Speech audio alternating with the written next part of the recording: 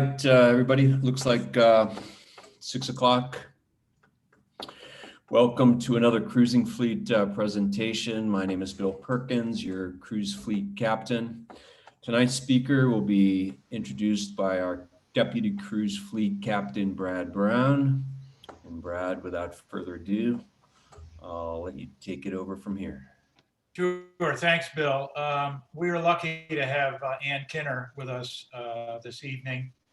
Ann is the owner of Seabreeze Books in Point Loma. If you haven't been to Seabreeze, I can't imagine anybody who hasn't, but it's just a wonderful bookstore full of all kinds of books, periodicals related to marine and nautical life. And she's also a purveyor of charts, has been for years. And as a part of it, she is the representative, the recreational boat representative on a NOAA federal advisory committee that provides advice and products and services. Her role will be is focused on charts and all that is related to charts and electronic navigation. So without any further interruption, I want to introduce Ann and ask Ann to begin her presentation. Ann? Yeah, and we went through this rumor about 7 years ago when the distribution system for NOAA's charts was changed. And of course, they put the word out that they weren't going to be, quote unquote, printing charts anymore, but that wasn't quite the whole story. What they weren't going to be doing was printing them directly and then distributing them through the FAA. They were going to authorize a number of private companies who are now printing charts for us and have been since 2014. And the whole problem was the way they put the word out. We had a feeding frenzy of people trying to find charts because they didn't understand. They weren't completely going away. They were just changing the distribution system. So once again, they have confused everybody, and they put out a statement that they're doing away with raster charts, but that doesn't mean there will be no more charts. And what's going to happen is the chart basis will change, and we will still have paper charts for you, and they will be, with a little luck, they will be more accurate, more up to date, have more immediate information for you for things that are going on. And you will be able to get a chart that has all the most current soundings, all the most current notations, all the corrections for notice to mariners, and so on. So I shift gears for a second. In January of 2019, I was appointed to NOAA's Hydrographic Services Review Panel. It's a body of 15 voting and 4 non-voting subject matter experts tasked with providing NOAA with independent advice on improving the quality, efficiency, and usefulness of NOAA's navigation-related products, data, and services. And these include navigation, like nautical charts and electronic nautical charts, digital, physical oceanographic stuff like tides and water level, geospatial positioning, and coastal and shoreline programs, products, and services. It's a huge basket of goodies that they have. And in my case, the subject matter includes not only charts and navigation systems and tools, but also direct experience with the small craft fleet, recreational vessels of all kinds, and smaller commercial vessels. I was advised at the time of my appointment that I might butt heads with the then head of NOAA, who was on a campaign to get NOAA out of the printing business, or out of the publishing business, I should say, and fully digitize key NOAA products, and particularly paper charts. To a large extent, NOAA exited the world of chart publishing in 2014 when it handed the physical printing of charts to approved private vendors. By the way, I'm working at the moment with 4 of those. The shift made a certain amount of sense when you look at the uptick in digital chart sales as opposed to, let me go back. There we go. The change in digital chart sales versus paper chart sales over time, as larger vessels were approved to use more digital And smaller vessels we're using more privately produced things like the MapTech chart books that we have so many of. So with that shift going on, they wanted to be able to update or improve the update process.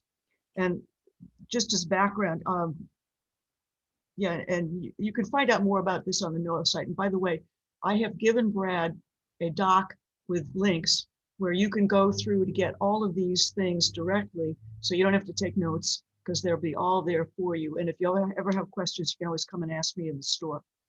And for some time, basically, NOAA has maintained two sets of chart files. Raster charts are essentially pictures of printed charts, which are reproduced as PDF files available to print on demand sites. In other words, NOAA produces the file, they send it out to the people that I work with. Those people have been blessed to print what they consider to be an official, appropriate NOAA chart. ENC's electronic navigation charts are digital files which can be combined to produce an image of the area to be, navigated, adding or deleting selected layers of data as you wish. With a raster chart, you only get one image and you can't select what parts you don't want to see or how they're presented. With ENCs, you can make choices about what's being shown on your plotter and also what might be printed on a piece of paper. If you've used any kind of plotter, I'm sure you're familiar with the fact that you can turn on things and off things. So if you don't want to see all of the depth soundings, you can thin it out. If you want to see active captain, you can add it in. Those are all something you can do with the ENCs that you can't do with the raster charts.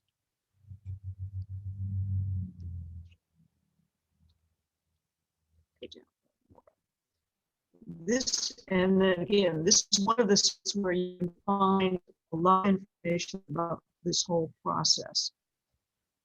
Both charts have to be corrected to be accurate and up to date.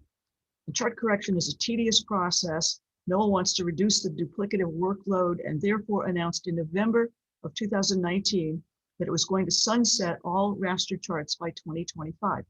Charts would be canceled based on demand, and ample notice would be provided as the sunsetting process proceeds. This is kind of the timeline for the whole thing. And part of the rationale for this was the approval of electronic chart display and information systems referred to as ECDIS, ECDIS, by bodies such as the International Maritime Organization, US Coast Guard, Britain's Maritime and Coastal Agency, which is equivalent to our Coast Guard, and other regulators. Generally, the shift to ECDIS requires at least two, fully equipped and totally separate systems, on the theory that if one system fails, the other will be available as a backup. However, it occurs from my research that all the regulators, this is SOLAS, this is our Code of Federal Regs, this is pretty much everybody I can track down, they all also require some non-digital backup system, translates to paper charts, in the event of a catastrophic failure of some sort, of which it turns out there are a number of possibilities, and I'll be talking more about that later. I'll get back to charts in a minute, but another system that's gone all digital is actually two items, are tides and current tables. I don't know how many of you already have, but an awful lot of people pick up our little pocket-sized graphic presentation of the tides in San Diego, and then the wall calendar and all the fishing fleet by the tide logs, which present the graph that shows you when is it going to be high, how high is it going to be, and then what's going to go on for the next week. That is all still available. However, NOAA no longer is printing, or is no longer producing the files that used to be used for private printers, because it's always been private printers, to print the actual books of tide tables. So the tide and current data are online now. They can be downloaded by anyone for whatever sites are available, which means not as many international stations as in the past. For instance, there are no more references for the Western Pacific. And believe me, I work with a lot of boats that are fishing in the Western Pacific. We don't have a way to get them tied from NOAA anymore, because NOAA is not doing them because of agreements with other boats.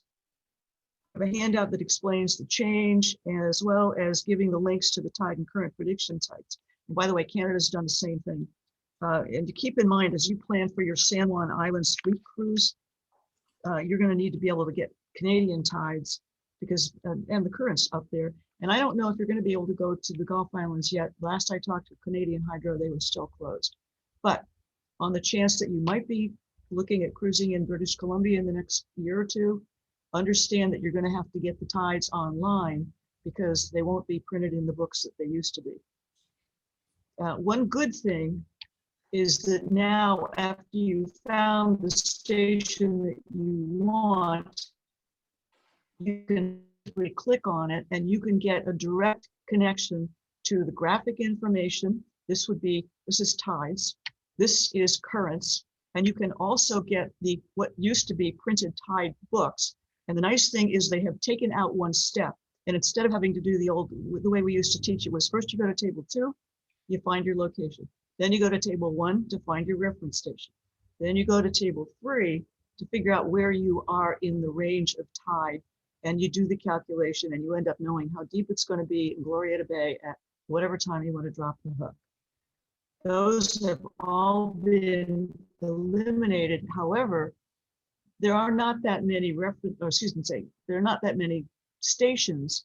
So if you're going to look, you may have to do a bit of searching, and it's best to do it with the graphic system, which you can start with this system, and under advanced, basically you would click on advanced, and then it's going to give you the options to look at a map, which will show you what stations are available either for tides or for currents.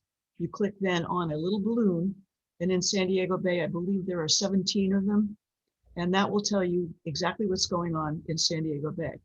But you got to do a little more work online because the books are not going to be there the way they used to be. Let's see, and once you get there, you can download and print it out. You can basically get up-to-date information in a couple of minutes. However, and this was one of the requirements for commercial vessels, inspected vessels, if they can bring the data up in about 2 minutes, they don't have to have hard copies. However, that means they have to have continuous internet access, or they have to have the PDF files downloaded onto some sort of digital platform, such as a laptop computer, which means many not so large vessels like our sport fishing fleet, for instance, still want the printed tables in some format, and as do the dinner cruise vessels, and especially those in Bay. Every year, the Evans Hotel people who have the 2 or 3 cruise boats that go around in Mission Bay come to me early to get the tide logs because they have to plan for when they can and cannot leave the dock. And I think most of you know how shallow Mission Bay is. Okay, back to charts. The first chart to be digitized or to be canceled, I say, is Lake Tahoe. And given its minimal commercial demand, it makes a certain amount of sense, but there are some problems. And I chose it as a test case myself for the new custom chart tool, which I'm going to talk about. And I was very surprised at what I found. In the mid-70s, I happened to have had an interesting experience. You can put interesting in quotes in South Lake Tahoe. Emerald Bay at the southwest corner, that little loop way down here. This is Emerald Bay. And Emerald Bay, I thought would be a nice excursion out of South Lake Tahoe, close, easy sail. I thought it was going to be an interesting day. And if you look at the current raster chart of the lake, you see some very complicated topography, mountains all the way around. When you look at, and Emerald Bay itself looks like somebody took a scoop and just carved it out of the mountainside. The change in elevation from lake level to very near peaks is on the order of 300 feet. And this creates some exciting wind effects in Cape Horn. They call them Willy Laws. I think they call them Willy Laws in some other places too. And if any of you have experienced a Willy Law, it can get exciting. And that was what happened to me. And I looked at this and I saw there's a complete lack of topography on the chart on the right, which is going to be the new chart based on the digital system.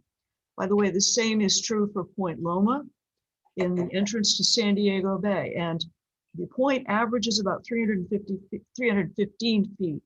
It has high points of over 400 feet. And savvy sailors learn to use the wind shifts created by the canyons, these slots all through here. And you learn to ride the lifts and then ride through the luffs. And then if you plan it right, you can sail all the way into San Diego Bay, into La Playa on one tack. You don't plan it right, you're going to have to do a lot of zigzag tacking. And again, if you're aware of the topography, you can anticipate that. However, if the chart doesn't show you any topography, guess what? You have no clue. And landforms and topography are important tools in the navigator's arsenal. And most good cruising guides include sketches or photos of significant physical landmarks to help you make safe passages and avoid potential hazards. Come back to this. I had a picture of Brian Fagan's guide. Anyway, Brian Fagan's guide for Southern California and the Channel Islands is particularly good at annotating photos of what might otherwise be undetectable coves and anchorages. And the Channel Islands in particular have significant topographic features. And if you think about the bluffs at Smugglers on Santa Cruz, or the Northwest Anchorage at Beecher's Bay on Santa Rosa, I've hidden in there. And likewise, Henrock and Whites on Catalina. And wouldn't you like to know, these were places that were somewhat protected from the prevailing winds along the north sides of the islands. I certainly did. Okay, let's talk about the NOAA custom chart tool. There is a user's guide, and you can play with it to see for yourself what kinds of charts can be produced. The site includes both a quick start guide and also a link to a much more detailed explanation of the process, as well as, by the way, this is the quick start guide, all of 2 pages, however many, what is that, 7 screens, which don't answer all the questions, believe me. But they also have a much more detailed custom chart user's guide, which I think comes out to be about 14 pages. And it is well worth downloading and walking through it, because that way you can see exactly what you're going to get at each step through the system. That is also available for free. I am still giving them feedback on it. The first examples that they put out were not ready for prime time. I, again, am speaking for the little boats. And I said, you know, guys, you don't have enough information here and you're using jargon, and people that are going to use this don't know what you're talking about and would really like to have it translated into English. So please give us something with a little bit more information. This is something that I started following, and this is one of my I alluded to potential problems with ECDIS and other electronic navigation systems, such as the plotters that many of us have on our own vessels, and in some cases on our computers and our cell phones and in our cars, frankly. And for several years now, I have been getting notices about issues that affect the GPS satellite systems, and more recently about problems with AIS systems and other onboard receivers. These range from deliberate interference, which is one of the things that MARAD is highlighting here, and they tell you specifically where and in what circumstances and how long those notices are alive. And this is all stuff that you can find on your own, and it's worth looking at. It can be deliberate interference like spoofing and jamming, bandwidth interference, such as expected from the recently approved thing called Legato 5G network, and I'll talk about that in a minute. And in addition, all electronic systems are subject to failure because of the basic incompatibility of electronics in saltwater environments. And we had a great example of that yesterday in our marina. We have a mostly autonomous vessel working with the Navy right now. It's about 40 feet long, has all kinds of electronic systems on it. They were bringing it back from San Clemente with, in this case, 2 crewmen on board, because there are certain circumstances where they have to be manned, as in running inside the bay. And they got hit with the wake from a large ship. The hatches were open. The salt water went over the bows, and it's a multi-hull thing. and over the bows and down and into the then open cockpit.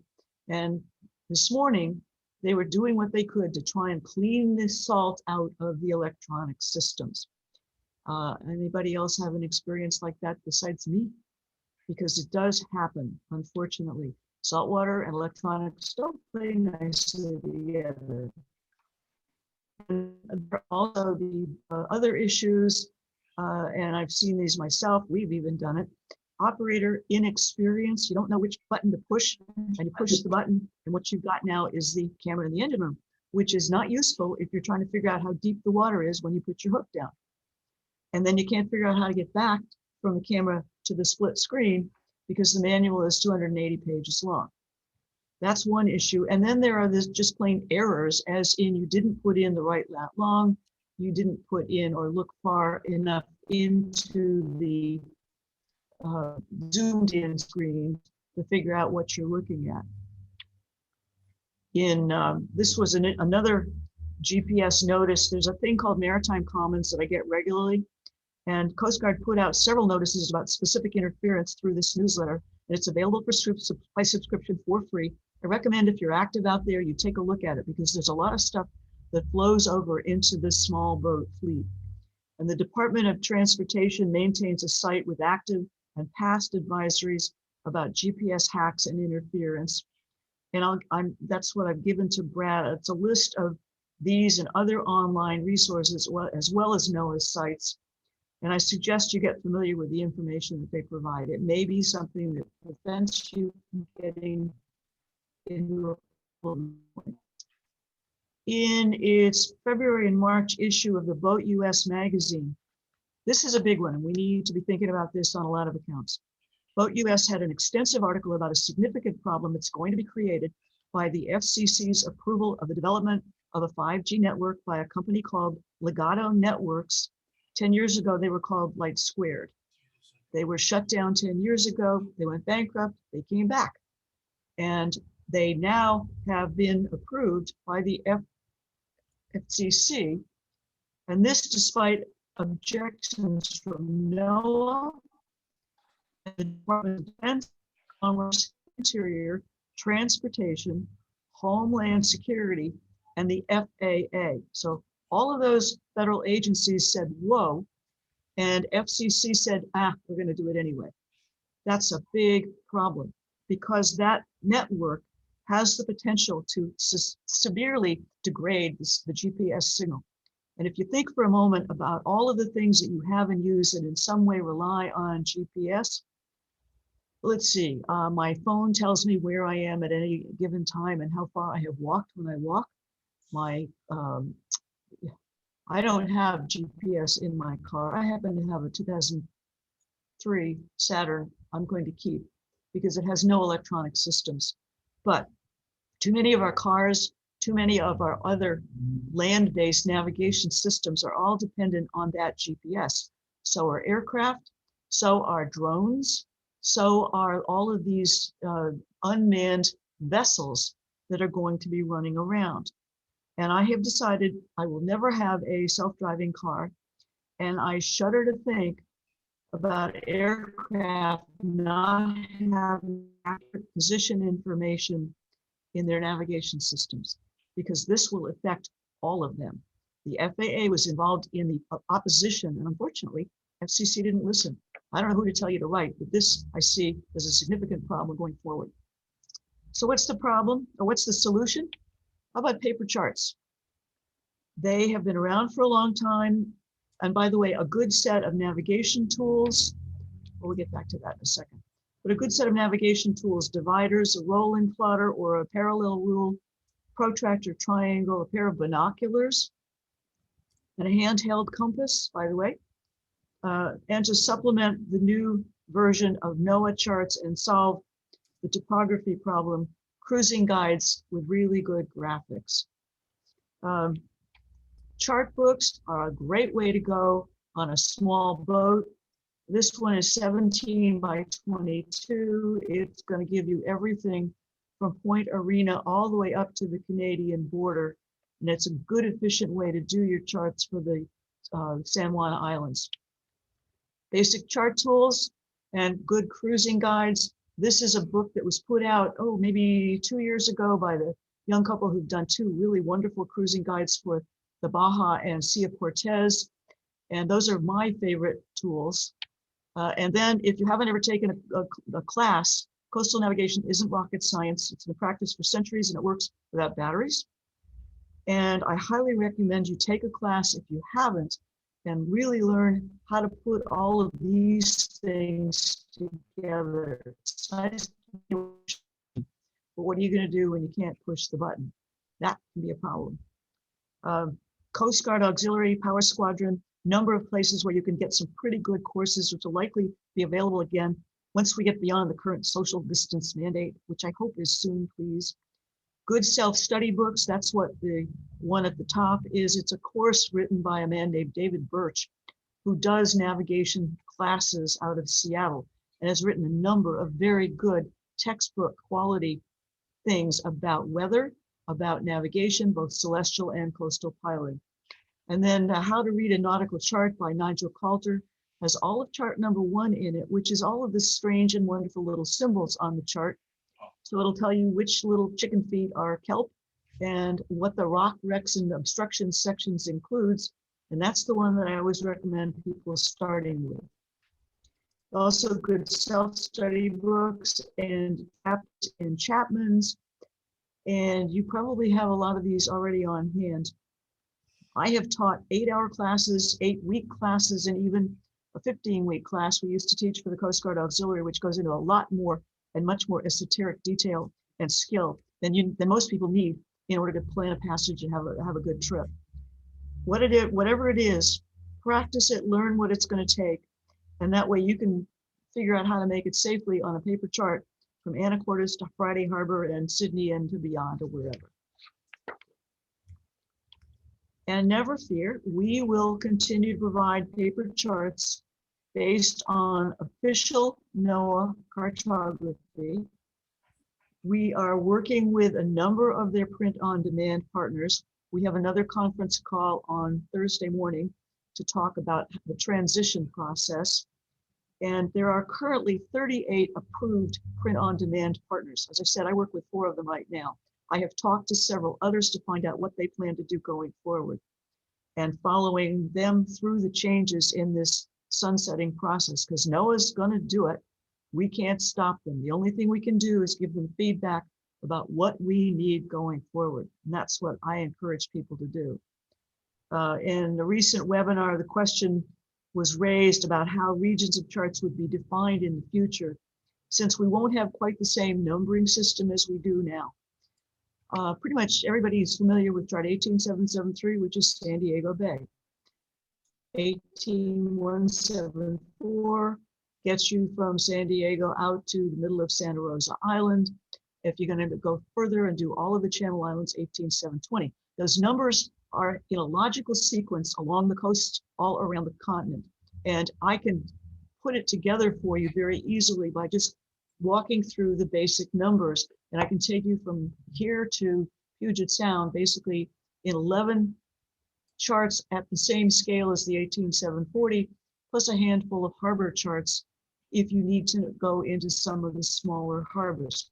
All of that's very simple and it works beautifully. However, going forward, there is not a comparable system within their digital chart network yet for being able to define regions and define suites of charts that will let you as the navigator collect the information that you're going to need in a logical fashion. And as it stands now, the custom chart tool will let you print a very current, up-to-date chart. However, unless you have a very large printer, you're going to have to go hire somebody to print it for you. And I happen to have a printer in my office that is 11 by 17. That's still not big enough. If you're trying to plan a trip from here to Seattle, it's going to take a lot of paper and a lot of ink. What one of these printers is trying to do right now is to come up with some logical collection of chart areas that they will then create and define as equivalent to from here to Seattle. from here to whatever, all around the Hawaiian Islands. All of those numbers then can be aggregated into something that makes sense for you as the small boat operator. And it's going to take a while. NOAA's still working on the system to pull these things together in that logic fashion. And it's going to be, who knows how it's going to all come together when they get done. They launched into this program without really being ready for prime time. And that's part of why I am making a lot of noise. And they are listening to me, by the way. I do get to speak my piece in all of these meetings, both with the whole Hydrographic Services Review Panel and also in the subgroup that I belong to, which is the Planning and Engagement Group, which is the one that's reaching out to small people, small boat people like us. All this is going to be changing. All of this is in process, but the sunsetting process has started. I don't know what the next series is going to be because I don't know what the numbers are with NOAA, but obviously Lake Tahoe didn't have a lot of demand, very short sailing season, not a lot of boats up there to begin with. However, I sell something on the order of 2,000 charts a year. That's not just NOAA, it's everybody else that I sell to. It's Canadian Hydrographic, it's British Admiralty, it's Mexican, it's French, it's all of that. And paper charts are not by any means going away. I look at what the large, think what the super yachts are buying, because they come to me and buy whole suites of paper charts. And they are like the Sally Ride and like the Roger Revell, equipped with very sophisticated and very complete navigation systems. And I find it kind of intriguing that both the Sally Ride and the Roger Revell, who have chart printers on board, by the way, also come to me to buy paper charts, which tells you something about the difficulties of maintaining the printing systems and of actually downloading the files, particularly when you're offshore. So there's going to be a way, and the way I summarize it as part of my job at the Hydrographic Services Review Panel, I am continuously providing feedback to NOAA's Office of Coast Services and other related departments about what's good, what's not so good, what's needed by our small craft navigators.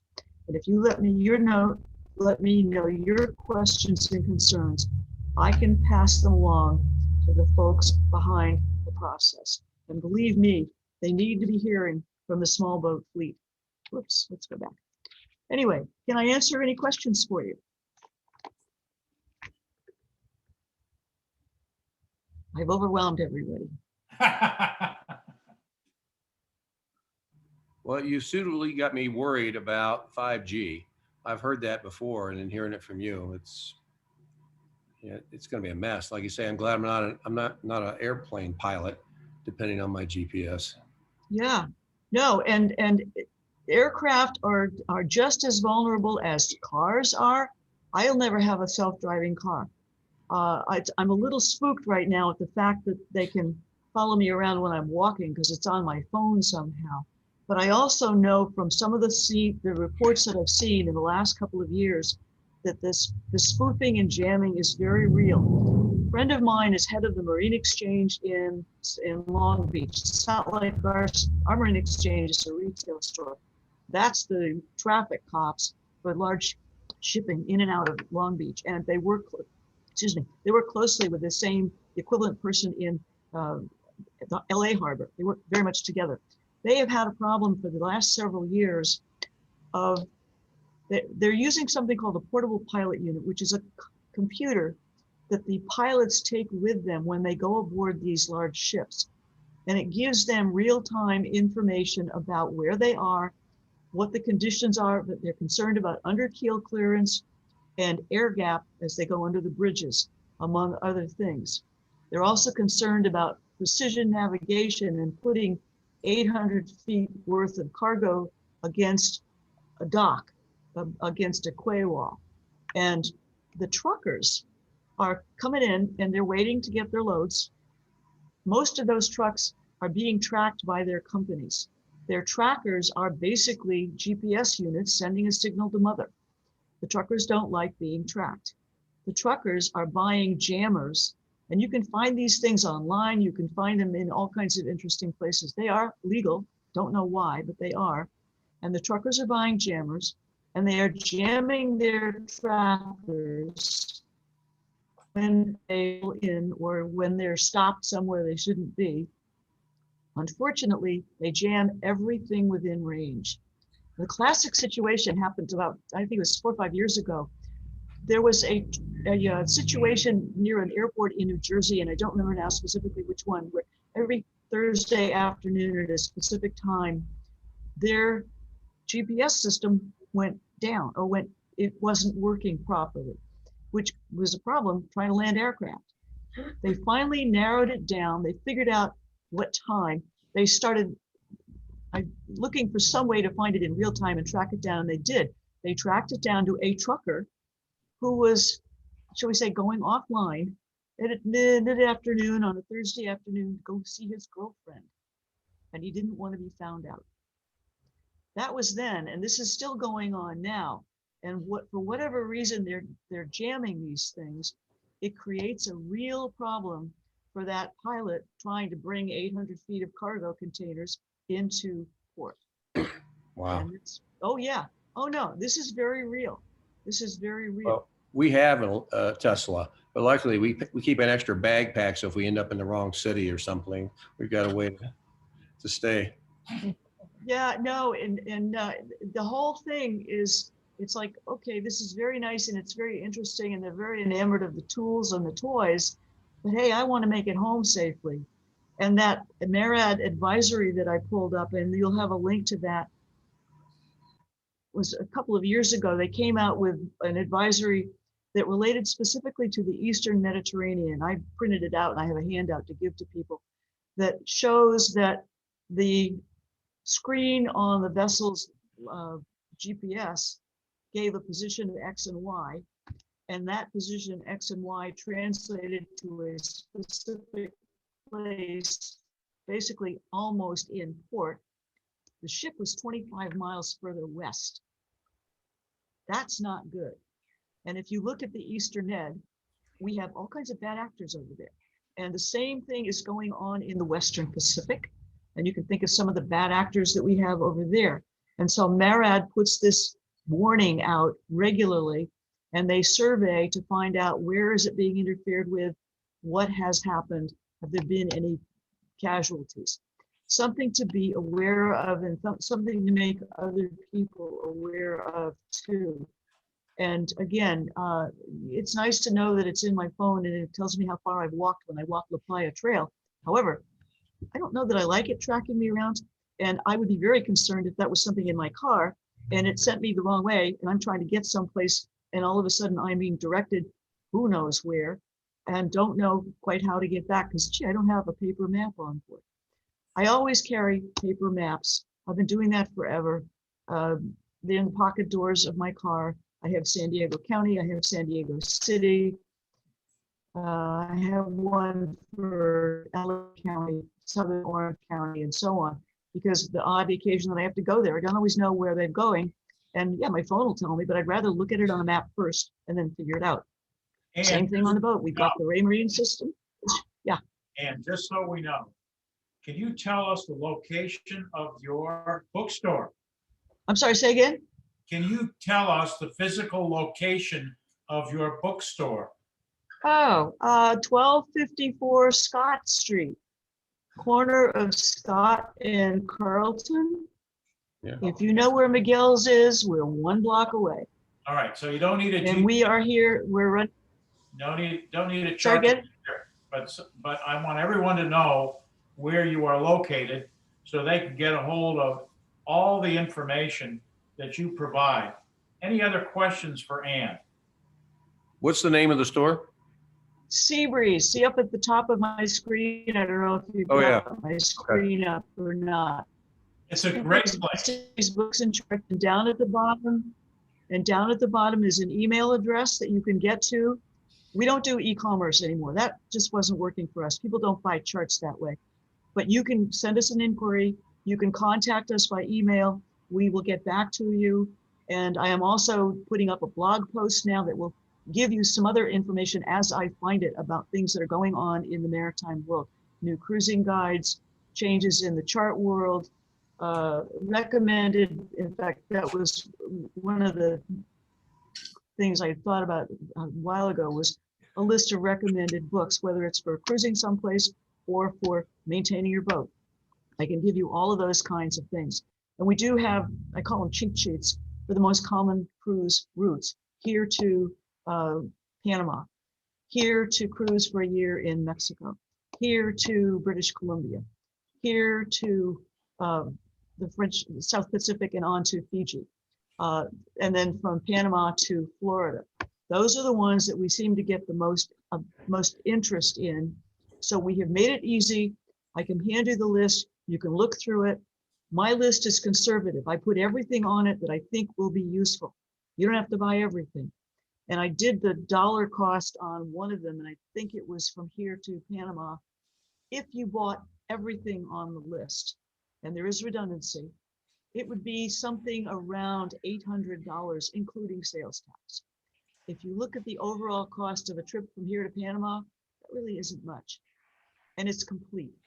And again, that's conservative. There's a lot on it that you may not want to bother with. Maybe you don't need it.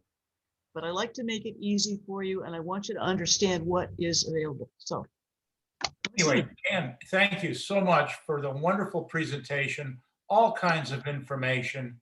I urge anyone and everybody to visit Ann at Seabreeze right here in Point Loma. And she's a font of information. Again, thank you so much.